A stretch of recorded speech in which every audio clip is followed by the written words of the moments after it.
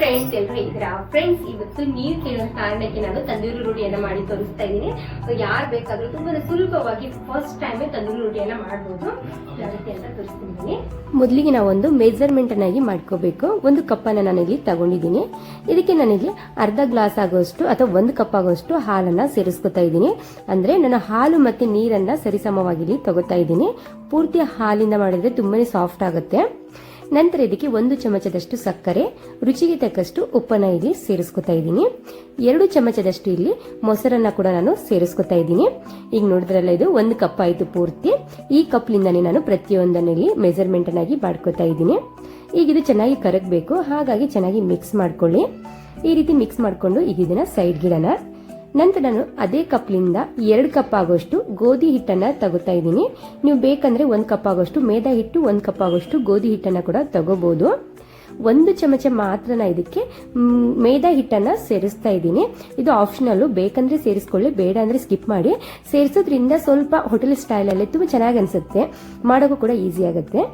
ಈಗ ಇದನ್ನ ನಾವು ಜರಡಿಯನ್ನಾಗಿ ಮಾಡ್ಕೋಬೇಕು. ನಂತರ ನಾವು ಮಿಕ್ಸ್ ಮಾಡಿರುವಂತ ಹಾಲನ್ನ ಇದಕ್ಕೆ ಸೇರಿಸ್ಕೊಂಡು ಮೃದುವಾಗಿ ಇದನ್ನ ನಾದ್ಕೋಬೇಕು.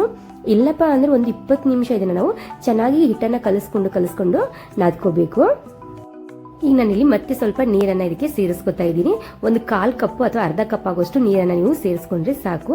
ಆದ್ರೆ ಹಿಟ್ಟು ಗಟ್ಟಿ ಆಗ್ಬಾರ್ದು, ಮೃದುವಾಗಿ ಹಿಟ್ಟು ಆಗ್ಬೇಕು. ಯಾವ ರೀತಿ ಅಂದ್ರೆ ನಾವು ಕೈಗೆ ಈ ರೀತಿ ಹಿಡ್ಕೊಂಡಾಗ ಅಂಟ್ತಾ ಇರಬೇಕು ನಮ್ಮ ಕೈಗೆ, ಆ ರೀತಿ ಹಿಟ್ಟು ಆಗೋವರೆಗೂ ಕಲಿಸ್ಕೊಂಡು ಈಗ ಇದನ್ನ ಒಂದು ಒದ್ದೆ ಬಟ್ಟೆಯಿಂದ ಮುಚ್ಚಿಬಿಟ್ಟು ಒಂದು ಅರ್ಧ ತಾಸವರೆಗೂ ರೆಸ್ಟ್ ಮಾಡೋಕೆ ಬಿಡಬೇಕು. ಫ್ರೆಂಡ್ಸ್, ಹೋಟೆಲ್ಗಳಲ್ಲೆಲ್ಲ ಕೂಡ ಅಡಿಗೆ ಸೋಡಾವನ್ನ ಹಾಕ್ತಾರೆ, ಇನೋ ಕೂಡ ಹಾಕ್ತಾರೆ ಕೆಲವರು. ನಾನಿಲ್ಲಿ ಅಡಿಗೆ ಸೋಡಾ ಮತ್ತೆ ಇನೋ ಅನ್ನ ಹಾಕಿಲ್ಲ. ನೀವು ಬೇಕಪ್ಪ ಅಂದ್ರೆ ಸೇರಿಸ್ಕೋಬಹುದು. ಈಗ ನಾನಿಲ್ಲಿ ಚಿಕ್ಕಾಗಿ ಒಂದು ಉಳ್ಳೆಯನ್ನಾಗಿ ಮಾಡ್ಕೋತಾ ಇದ್ದೀನಿ. ಹಿಟ್ಟನ್ನ ಕೂಡ ಇದಕ್ಕೆ ಜಾಸ್ತಿ ಹಚ್ಚಬಾರ್ದು, ಸ್ವಲ್ಪ ಹಿಟ್ಟನ್ನ ಸ್ಪ್ರೆಡ್ ಮಾಡಿಕೊಂಡು ಇದನ್ನ ನಾವು ಲಟ್ಟಿಸ್ಕೋಬೇಕು. ನಿಮ್ಗೆ ಕೈಲಿಂದ ರೊಟ್ಟಿ ಮಾಡಕ್ ಬಂದ್ರೆ ಕೈಲಿಂದ ಕೂಡ ಮಾಡ್ಕೋಬಹುದು. ನನಗೆ ಕೈಲಿಂದ ಬರೋದಿಲ್ಲ, ಹಾಗಾಗಿ ಲಟನ್ಕಿಯಿಂದ ಲಟ್ಟಿಸ್ತಾ ಇದ್ದೀನಿ.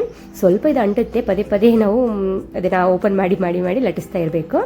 ಮೇಲ್ಗಡೆ ಚೆನ್ನಾಗಿ ಕಾಣಲಿ ಅಂತ ಇಲ್ಲಿ ಕರಿ ಎಳ್ಳು ಮತ್ತೆ ಸ್ವಲ್ಪನೇ ಕೊತ್ತಂಬರಿ ಸೊಪ್ಪನ್ನ ಸೇರಿಸ್ಕೊಂಡು ಮತ್ತೊಂದ್ಸತಿ ಲಟ್ಟಿಸ್ಕೊಂಡಿದ್ದೀನಿ. ಯಾಕಂದ್ರೆ ಸರಿಯಾಗಿ ಕುತ್ಕೋಬೇಕು ಕರಿ ಎಳ್ಳು, ಹಾಗಾಗಿ. ಈಗ ಡೈರೆಕ್ಟ್ ನಿಮ್ಗೆ ಹಾಗೆ ಹಾಕಕ್ ಆಗಲ್ಲಪ್ಪ ತವಾ ಮೇಲೆ, ಕುಕ್ಕರ್ ಮೇಲೆ ಅಂದ್ರೆ ಈ ರೀತಿ ಒಂದು ಪ್ಲೇಟ್ಗೆ ಬಟ್ಟೆನ ಕಟ್ಕೊಂಡು ಇದ್ರ ಮೇಲೆ ಈ ರೀತಿ ಹಾಕಿ ನಂತರ ನೀವು ಇದಕ್ಕೆ ನೀರು ಹಚ್ಚಬೇಕು. ತುಂಬಾನೇ ಇಂಪಾರ್ಟೆಂಟು. ಈಗ ನಾನಿಲ್ಲಿ ಸೈಡ್ಗೆ ಒಂದು ಕುಕ್ಕರ್ ಅನ್ನ ಬಿಸಿ ಮಾಡಕ್ಕೆ ಇಟ್ಟಿದ್ದೀನಿ. ಸೊ ಗ್ಯಾಸ್ ಅನ್ನ ಹೈ ಫ್ಲೇಮ್ ಅಲ್ಲಿ ಇಟ್ಬಿಟ್ಟು ಚೆನ್ನಾಗಿ ಬಿಸಿ ಮಾಡ್ಕೊಳ್ಳಿ. ನಂತರ ಇದಕ್ಕೆ ನಾವು ಈಗ ನೀರನ್ನ ಹಚ್ಚಬೇಕು. ಈ ರೀತಿಯಾಗಿ ಚೆನ್ನಾಗಿ ನೀರು ಸ್ಪ್ರೆಡ್ ಆಗಬೇಕು. ನೀರು ಯಾಕಪ್ಪ ಅಂದ್ರೆ ನಾವು ಕುಕ್ಕರ್ ಅಲ್ಲಿ ಹಾಕಿದ ತಕ್ಷಣನೇ ಇದು ಅಂಟುಕೋಬೇಕು. ಆದಷ್ಟು ರೊಟ್ಟಿ ಮಾಡೋ ತವ ಇರುತ್ತಲ್ಲ, ಕೆಬ್ಬನ್ ತವ, ಅದ್ರ ಮೇಲೆ ಮಾಡ್ಕೊಳ್ಳಿ, ತುಂಬಾನೇ ಚೆನ್ನಾಗಿ ಬರುತ್ತೆ. ಸೊ ನನ್ನ ಹತ್ರ ಸ್ವಲ್ಪ ಮುರಿದಿದೆ ಅನ್ನೋ ಕಾರಣಕ್ಕೆ ನಾನು ಕುಕ್ಕರ್ ಮೇಲೆ ಮಾಡಿ ತೋರಿಸ್ತಾ ಇದ್ದೀನಿ. ಹಾಕಿದ ತಕ್ಷಣನೇ ಚಿಕ್ಕ ಬಬಲ್ಸ್ ಬರೋಕ್ಕೆ ಶುರು ಆಗುತ್ತೆ. ಈ ರೀತಿ ಎಲ್ಲ ಕಡೆಗೆ ಬಬಲ್ಸ್ ಬಂದ ನಂತರ ನಾವು ಇದನ್ನ ಟರ್ನ್ ಮಾಡಿ ಗ್ಯಾಸ್ ಅನ್ನ ಲೋ ಫ್ಲೇಮ್ ಅಲ್ಲಿ ಅಥವಾ ಮೀಡಿಯಂ ಫ್ಲೇಮ್ ಅಲ್ಲಿ ಇಟ್ಬಿಟ್ಟು ಚೆನ್ನಾಗಿ ಇದು ಬೇಯಿಸ್ಕೋಬೇಕು. ಫ್ರೆಂಡ್ಸ್, ಇನ್ನೊಂದೇನಪ್ಪಾ ಅಂದ್ರೆ ನಿಮ್ಮ ಮನೆಯಲ್ಲಿ ಏನಾದ್ರೂ ಒಲೆ ಇದ್ರೆ, ಕೆಂಡದ ಒಲೆ ಇರುತ್ತೆ ನೋಡಿ, ಆ ಒಲೆ ಇದ್ರೆ ಆ ಒಲೆ ಮೇಲೆ ತಂದೂರಿ ರೋಟಿ ಮಾಡ್ಕೊಳ್ಳಿ. ಹೋಟೆಲ್ಗಿಂತ 100% ಸೂಪರ್ ಆಗಿರುತ್ತೆ. ಗ್ಯಾಸ್ ಮೇಲೆ ಮಾಡಬಾರ್ದು, ಕ್ಯಾನ್ಸರ್ ಬರುತ್ತೆ, ಹಾಗೆ ಹೀಗೆ ಅಂತಾರೆ. ಸೊ ವಿಡಿಯೋಗೋಸ್ಕರ ನಾನು ಇವತ್ತು ಮಾಡ್ತಾ ಇರೋದು. ಯಾವಾಗಾದ್ರೂ ಒಂದ್ಸರಿ ತಿಂದ್ರೆ ಏನಾಗೋದಿಲ್ಲ. ಸೊ ಡೈಲಿ ತಿಂತಾ ಇದ್ರೆ ಅಷ್ಟೇ ನಮ್ಗೆ ಕ್ಯಾನ್ಸರ್ ಬರುತ್ತೆ. ಸೊ ಈಗ ನನಗೆ ಚೆನ್ನಾಗಿ ಇದನ್ನ ಬೇಯಿಸ್ಕೊಂಡ್ಬಿಟ್ಟು ಈಗ ಬೆಣ್ಣೆಯನ್ನ ಹಚ್ತಾ ಇದ್ದೀನಿ. ಸೊ ನೋಡಿದ್ರಲ್ಲ, ಹೋಟೆಲಲ್ಲಿ ಕೂಡ ಇದೇ ರೀತಿ ಮಾಡಿ ಕೊಡ್ತಾರೆ. ನಾನು ಇಲ್ಲಿ ಸ್ವಲ್ಪ ಈ ರೀತಿ ಮಾತ್ರ ಮಾಡ್ಕೋತಾ ಇದ್ದೀನಿ. ಇಲ್ಲಿ ನೋಡ್ತಾ ಇರ್ಬೋದು, ಈಗ ನಾನು ಪ್ಲೇನ್ ಕೂಡ ಮಾಡ್ಕೊಂಡು ತೋರಿಸ್ತಾ ಇದ್ದೀನಿ ಯಾವ ರೀತಿ ಬಲೂನ್ ರೀತಿಯಲ್ಲಿ ಉಬ್ಬಿದೆ ಅಂದ್ಬಿಟ್ಟು. ಆದ್ರೆ ಈ ತಂದೂರಿ ರೋಟಿ ಬಿಸಿ ಬಿಸಿ ಇರುವಾಗಲೇ ತಿನ್ಕೊಂಡ್ಬಿಡ್ಬೇಕು. ನೀವು ಆಲ್ಮೋಸ್ಟ್ ಹೋಟೆಲ್ಗಳಲ್ಲಿ ಕೂಡ ನೋಡಿರ್ತೀರಾ, ಸ್ವಲ್ಪ ಹೊತ್ತು ಇಟ್ಟರೆ ಸಾಕು ಕಡಕ್ ಆಗ್ಬಿಡುತ್ತೆ, ಅಷ್ಟು ತಿನ್ನಕ್ ಮಜಾ ಬರಲ್ಲ, ಕುಟುಂಬ ಅಂತ ಇರ್ತವೆ.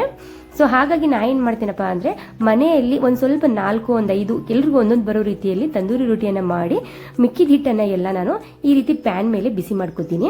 ಚಪಾತಿ ಎಲ್ಲ ನಾವು ಬೇಯಿಸ್ಕೋತೀವಲ್ಲ, ಅದೇ ರೀತಿ ಮಾಡ್ಕೋತೀನಿ. ಟೇಸ್ಟ್ ಅಲ್ಲಿ ಸೇಮ್ ಇರುತ್ತೆ. ಆದ್ರೆ ಈ ರೀತಿ ನಾವು ಪ್ಯಾನ್ ಅಲ್ಲಿ ಬೇಯಿಸೋದ್ರಿಂದ ಎಷ್ಟು ಹೊತ್ತಿಟ್ರು ಕೂಡ ಸಾಫ್ಟ್ ಆಗಿ ಇರುತ್ತೆ, ತುಂಬಾನೇ ಟೇಸ್ಟಿ ಕೂಡ ಇರುತ್ತೆ. ಸೊ ನಿಮ್ಗೆ ಯಾವ ರೀತಿ ತಂದೂರಿ ರೋಟಿ ಬೇಕಲ್ವಾ ಆ ರೀತಿ ಮಾಡ್ಕೋಬಹುದು. ಸೊ ನೋಡಿ ಎಷ್ಟು ಸಾಫ್ಟ್ ಆಗಿದೆ ನಮ್ಮ ತಂದೂರಿ ರೋಟಿ ಅಂತ ತೋರಿಸ್ತಾ ಇದ್ದೀನಿ. ಅಂದ್ರೆ ನಾನು ಪ್ಯಾನ್ ಮೇಲೆ ಏನ್ ಮಾಡಿದ್ನಲ್ಲ ಆ ರೋಟಿ, ತಂದೂರಿ ರೋಟಿ ಜೊತೆಗೆ ನಾನು ಇಲ್ಲಿ ಪನ್ನೀರ್ ಬಟರ್ ಮಸಾಲ ಕೂಡ ಮಾಡಿದ್ದೆ. ಸೊ ಇದ್ರ ವಿಡಿಯೋನ ನಾನು ನಿನ್ನೆನೇ ಶೇರ್ ಮಾಡಿದ್ದೀನಿ. ಸೊ ನೋಡಿಲ್ಲ ಅಂದ್ರೆ ಕೆಳಗಡೆ ಲಿಂಕ್ ಅನ್ನ ಕೊಟ್ಟಿರ್ತೀನಿ, ಒಂದ್ಸತಿ ಚೆಕ್ ಮಾಡ್ಕೊಳ್ಳಿ. ನೀವು ಕೇಳಿರೋ ಕಾರಣಕ್ಕೆ ಇವತ್ತು ನಾನು ತಂದೂರಿ ರೋಟಿ ಮಾಡಿ ತೋರಿಸಿದ್ದೀನಿ. ಸೊ ಇವತ್ತು ನಿಮ್ಗೆ ಯಾವ ತಂದೂರಿ ರೋಟಿ ಇಷ್ಟ ಆಯ್ತಾ ಅಂತ ಪ್ಲೀಸ್ ಕಮೆಂಟ್ ಹಾಕಿ. ಹಾಗೆ ಈ ವಿಡಿಯೋನ ಪೂರ್ತಿ ನೋಡಿದಿರ ಅಂತ ಅನ್ಕೋತೀನಿ. ಸೊ ಈ ವಿಡಿಯೋ ಆದಷ್ಟು ಜನರಿಗೆ ಶೇರ್ ಮಾಡಿ, ಪ್ಲೀಸ್ ಸಪೋರ್ಟ್ ಮಾಡಿ. ಈ ವಿಡಿಯೋ ನೋಡಿದ್ದಕ್ಕೆ thank you so much friends.